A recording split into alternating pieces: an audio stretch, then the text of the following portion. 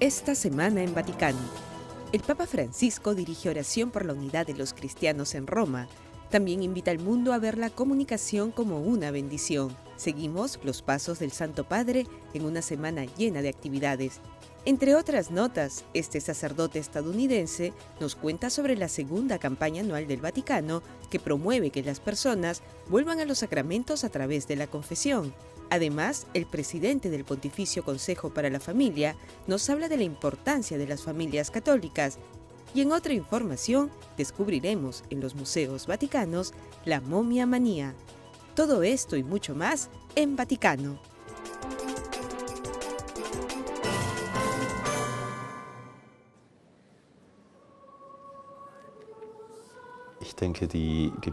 Creo que la Semana de Oración para la Unidad de los Cristianos tiene una larga tradición y es importante, porque nos recuerda el hecho de que la oración no se limita en realidad a una sola semana. Es básicamente un examen de conciencia para saber dónde estamos y qué estamos haciendo. La Semana de Oración por la Unidad de los Cristianos se celebra en todo el mundo y especialmente en Roma del 18 al 25 de enero.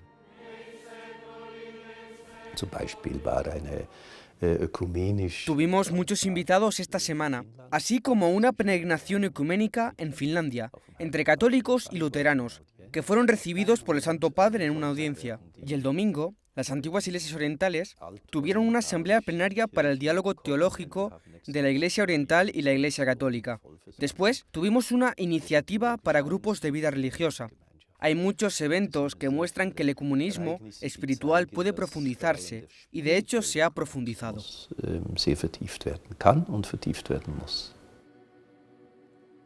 Los eventos culminantes se realizan cada año en la Basílica Romana de San Pablo de Extramuros, en el día que se conmemora la fiesta de la conversión de San Pablo. Es aquí donde el Papa se encuentra con otros líderes cristianos en oración, y este año pidió que pongan las dificultades del pasado a un lado y que busquen la unidad. La unidad de los cristianos, y de eso estamos convencidos, no será el resultado de refinadas discusiones teóricas, en donde cada uno tratará de convencer al otro del fundamento de las propias opiniones.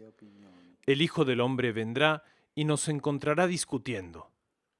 Debemos reconocer que, para llegar a las profundidades del misterio de Dios, nos necesitamos unos a otros. Necesitamos encontrarnos y confrontarnos bajo la guía del Espíritu Santo, que armoniza la diversidad, supera los conflictos y reconcilia las diferencias. Esta meta es además alentadora para quien lidera los esfuerzos en el Vaticano en la promoción de la unidad de los cristianos. Espero que no estemos quietos, sino yendo hacia adelante, ya que el ecumenismo está avanzando con pequeños pasos. Sobre los ortodoxos tenemos que distinguir entre el diálogo del amor y el diálogo de la verdad.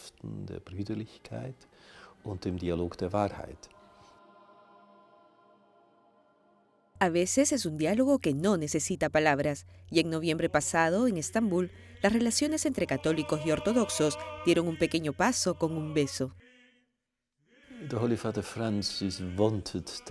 El Santo Padre quiso que el patriarca lo bendijera.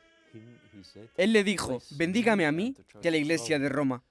El patriarca se quedó sorprendido y le besó la cabeza con su bendición. Creo que es una buena idea. Tenemos la necesidad de bendecirnos y creo que es una hermosa profundización del diálogo de la Iglesia Católica y la Iglesia Ortodoxa.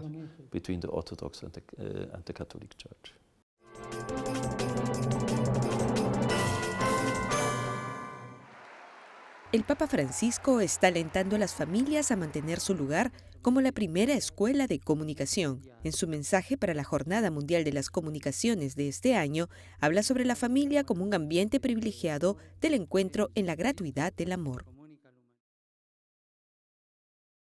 En un mundo donde tan a menudo se maldice, se habla mal, se siembra cizaña, se contamina nuestro ambiente humano con las habladurías, la familia puede ser una escuela de comunicación como bendición. Y esto también allí donde parece que prevalece inevitablemente el odio y la violencia, cuando las familias están separadas entre ellas por muros de piedra o por los muros no menos impenetrables del prejuicio y del resentimiento, cuando parece que hay buenas razones para decir ahora basta. El único modo para romper la espiral del mal, para testimoniar que el bien es siempre posible, para educar a los hijos en la fraternidad.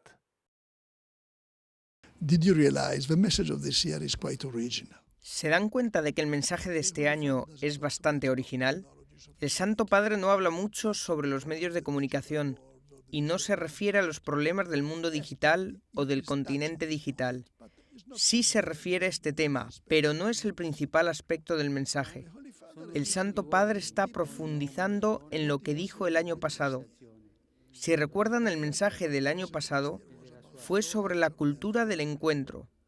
Ahora esta reflexión la está aplicando a la familia.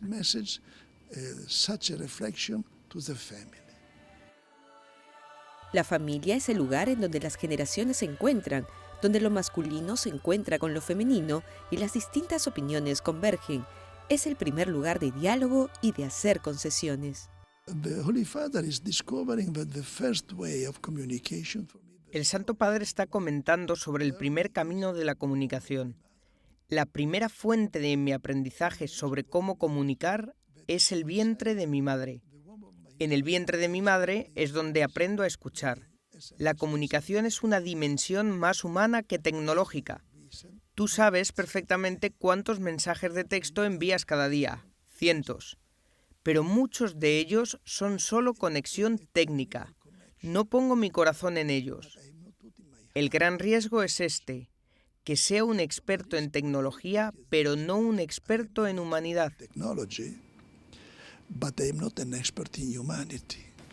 Las nuevas formas de comunicación ofrecen inmensas oportunidades y también pueden ser una amenaza si no se maneja con cuidado, como por ejemplo el fácil acceso a la pornografía.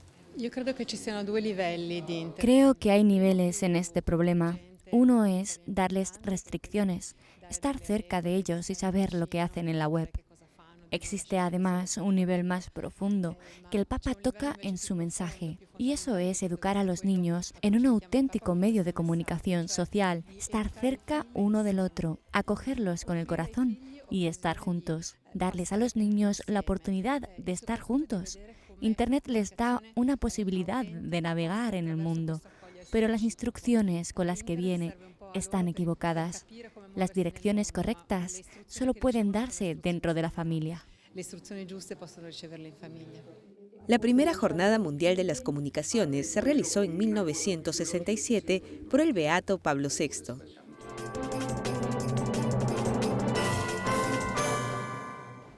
Esta fue una semana muy ocupada para el Papa Francisco. Mientras se realizaba la Semana de Oración por la Unidad de los Cristianos, recibió en audiencia a una delegación de los cristianos finlandeses liderados por el arzobispo luterano Kari Mäkinen. El grupo estaba haciendo su peregrinación anual a Roma por la fiesta de San Enrique, patrón de Finlandia, y la audiencia tenía el objetivo de mostrar una unión visible y plena con la Iglesia Católica. En el Ángelus Dominical, el Papa Francisco centró sus palabras en la primera predicación en público de Jesús y la relacionó a la unidad de todos los cristianos. Con la sua encarnazione, Dio ha posto la sua sete. Con su encarnación, Dios ha puesto su sed, porque también Dios tiene sed, su sed en el corazón de un hombre, Jesús de Nazaret. Así, en el corazón de Cristo se encuentran la sed humana y la sed divina. Y el deseo de la unidad de sus discípulos pertenece a esta sed. Lo encontramos expresado en la oración elevada al Padre antes de la pasión. Que todos sean uno. Eso es lo que quería Jesús, la unidad de todos. El diablo, lo sabemos, es el padre de las divisiones. Es uno que siempre divide, que siempre hace guerras, que hace mucho mal. Que siempre fa guerre. Fa tanto male. Con motivo de la Jornada Mundial de la Lepra, el Papa hizo un llamado a la solidaridad con aquellos que sufren esta enfermedad y en la Plaza de San Pedro se lanzaron globos al cielo para conmemorar el Domingo Mundial de la Paz. El Pontificio Instituto de Estudios Árabes e Islámicos celebra su 50 aniversario. El Papa Francisco los recibió en audiencia y les pidió que dediquen sus estudios a promover el mutuo entendimiento entre católicos y musulmanes. En los últimos años, pese a algunas incomprensiones y dificultades, se ha avanzado en el diálogo interreligioso, incluso con los fieles del Islam. Por esto es esencial el ejercicio de la escucha. Esto no es solo una condición necesaria en un proceso de recíproca comprensión y de convivencia pacífica, sino que es también un deber pedagógico para ser capaces de reconocer los valores de los otros, de comprender las preocupaciones subyacentes en sus solicitudes de hacer emerger las convicciones comunes. Al finalizar el Congreso Internacional sobre la Dignitatis Connubii en la Pontificia Universidad Gregoriana, los participantes del evento fueron recibidos en una audiencia por el Papa Francisco. El documento Dignitatis Connubii sirve como instrucción para los tribunales diocesanos en casos de nulidad. El pontífice además les invitó a explorar nuevas formas para acelerar este tipo de procesos. El Papa Francisco envió una carta a los cardenales que serán creados el 14 de febrero. En la carta les recordó que su objetivo primario es servir a la Iglesia y a Cristo. En este segundo consistorio del pontificado de Francisco, creará a 20 nuevos cardenales, 15 de los cuales están en edad para participar de un eventual cónclave. Gracias por estar en sintonía. Esto es Vaticano. El Vaticano está haciendo un esfuerzo para acercar nuevamente los sacramentos a los católicos, empezando por el confesionario. Se nos ocurrió esta iniciativa llamada 24 horas con el Señor. Se la propusimos al Santo Padre y pensó que era maravillosa. Lo hemos hecho en la diócesis de Roma y se propuso a las iglesias de todo el mundo. Así como el año pasado, durante el evento de 24 horas, los fieles son invitados a volver a la iglesia, a reconciliarse y a prepararse para la Pascua. Es realmente una iniciativa simple. Invitamos a los obispos y pastores a tener sus iglesias abiertas por un periodo de 24 horas, que inicia el viernes hasta el sábado de la cuarta semana de Cuaresma, para que acudan los fieles al sacramento de la misericordia de Dios. Se puede hacer que la gente asista, tener confesores, adoración eucarística, música y también brindar la ayuda pastoral que hemos preparado, para que cuando la gente que llegue pueda tener algo para reflexionar. Simultáneamente con la diócesis de Roma, los párrocos de todo el mundo son invitados a unirse a la campaña. El mismo Papa Francisco el año pasado dio el puntapié inicial confesándose.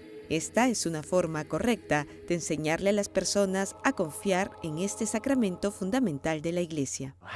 ¿Cómo lo hago? ¿Cómo voy a la confesión? Ha pasado tanto tiempo. Esta es una forma de ayudar a la gente en su camino de retorno.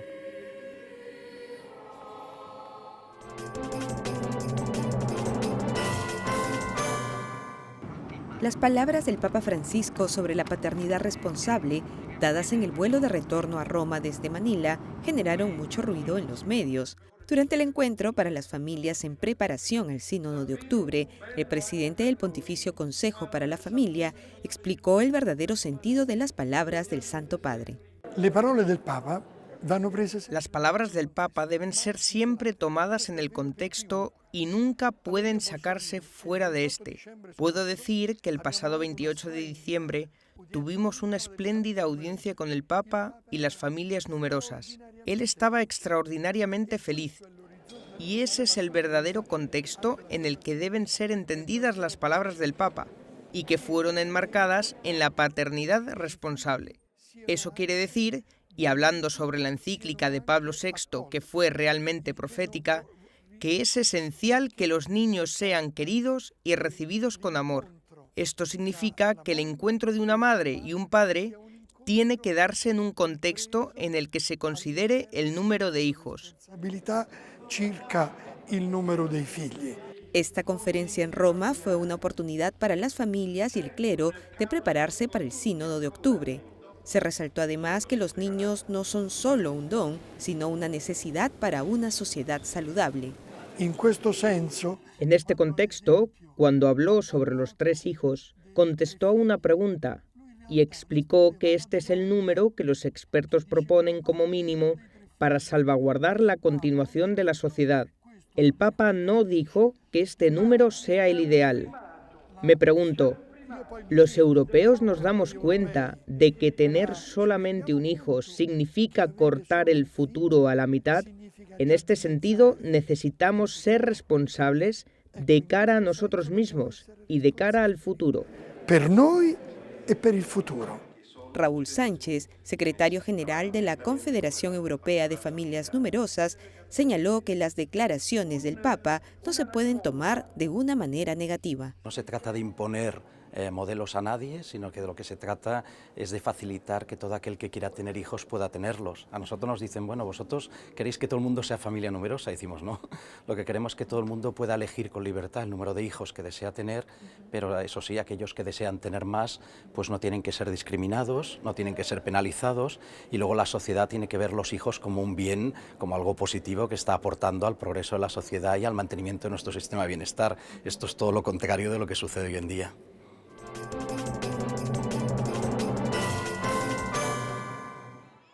Y en la audiencia general de esta semana realizada en el Aula Paulo VI, el Papa Francisco centró su tercera meditación sobre la familia en la figura del padre. Queridos hermanos y hermanas, en nuestra reflexión sobre la familia, hoy nos centramos sobre la palabra padre.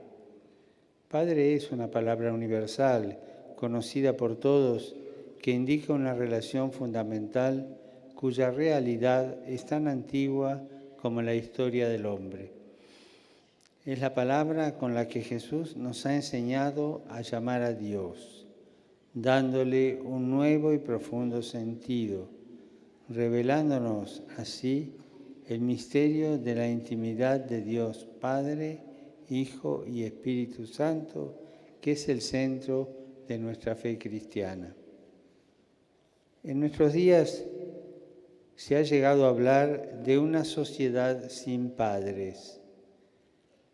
La ausencia de la figura paterna es entendida como una liberación a veces, sobre todo cuando el padre es percibido como la autoridad cruel que coarta la libertad de los hijos, o cuando éstos se sienten desatendidos por unos padres centrados únicamente en sus problemas, en su trabajo o realización personal, o caracterizados por su marcada ausencia del hogar.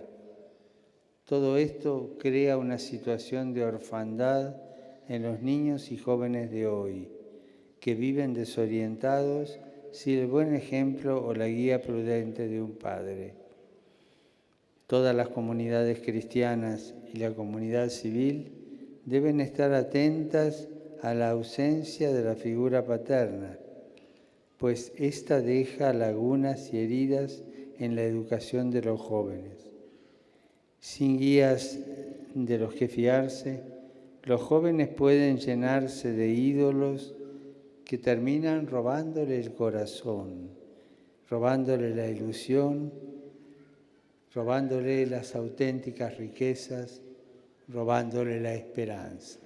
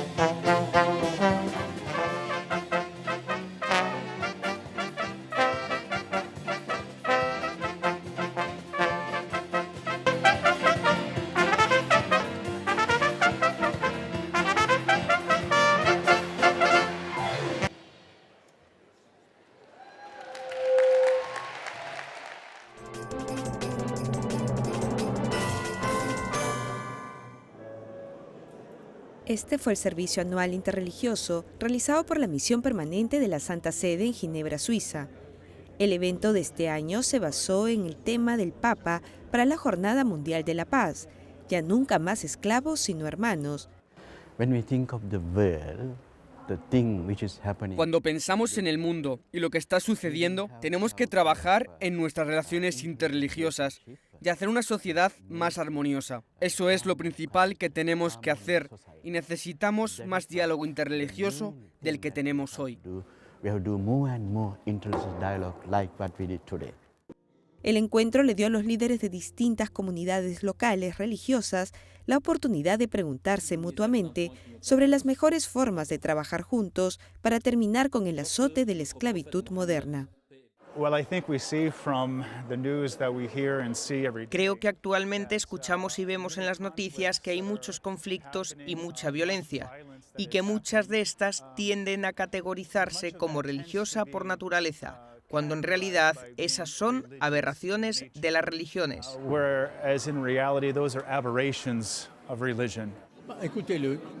En el pasado, hubo lugares en el mundo donde solo había católicos, donde solo había protestantes, o solo musulmanes o judíos. Pero ahora tenemos una población multirreligiosa. La gente quiere conocerse y quiere vivir unida, y por lo tanto, los que están a cargo de las comunidades religiosas tienen que unirse a otros y encontrar soluciones para coexistir.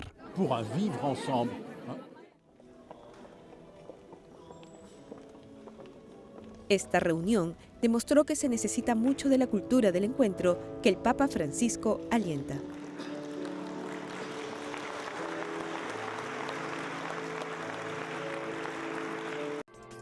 Bienvenidos nuevamente. Esto es Vaticano. En los museos vaticanos están ocupados resolviendo los misterios del antiguo Egipto y están arrojando luces en la historia de las 60 momias de animales y 7 momias humanas de su colección. Además cuentan con 2 momias que pensaban que eran de niños, pero que los estudios han demostrado que son falsas y que pertenecen al siglo XIX. Una momia per gli egiziani ha un valore simbolico importantissimo. Una momia para los egipcios tiene un valor importantísimo. Representa la posibilidad de entrar en una dimensión divina o de otro mundo. La restauración de estas pequeñas momias ha comenzado en el interior de este proyecto, con resultados sorprendentes. En lugar de ser una momia de época egipcia, hemos descubierto que fue realizada en el siglo XIX, probablemente en un ambiente anglosajón, para un mercado de antigüedades, ya que durante el siglo XIX era un souvenir de mucha demanda para las colecciones privadas, y es así que se creaban estas momias falsas, de gran similitud con las originales, para convertirse en piezas de colección en diferentes museos de Europa. Un equipo de 10 especialistas han utilizado modernas técnicas de investigación por casi 2 meses para comprobar su autenticidad. Todas estas investigaciones y nuevos datos nacen por curiosidad junto a otros museos y estudiosos, para cambiar datos y elaborar así un estudio general donde poder archivar la información, y así otras instituciones y museos pueden realizar los mismos estudios y verificar la autenticidad de sus momias. Por otra parte, la restauración de la momia duró aproximadamente 1 año. Esta investigación ha innovado la búsqueda de mejores soluciones para la restauración de este tipo. Después de juntar todos los estudios, las radiografías, los análisis químicos, un análisis de microscopio, análisis con imágenes de alta resolución, nos hemos dado cuenta de que estábamos delante de un objeto fabricado, construido con partes de objetos egipcios originales y no originales, como por ejemplo la arquitectura de los huesos que parecen de un joven adulto medieval y con técnicas no relevantes. Luego de las investigaciones, las momias serán mostradas pronto en los museos vaticanos.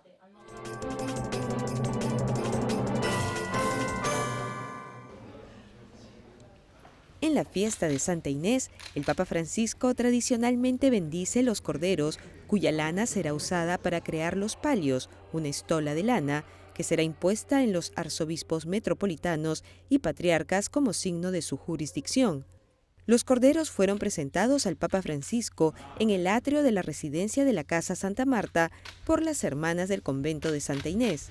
Las monjas benedictinas de Santa Cecilia en Trastevere luego tejerán los palios con la lana y una vez tejidos serán guardados en una urna sobre la tumba de San Pedro.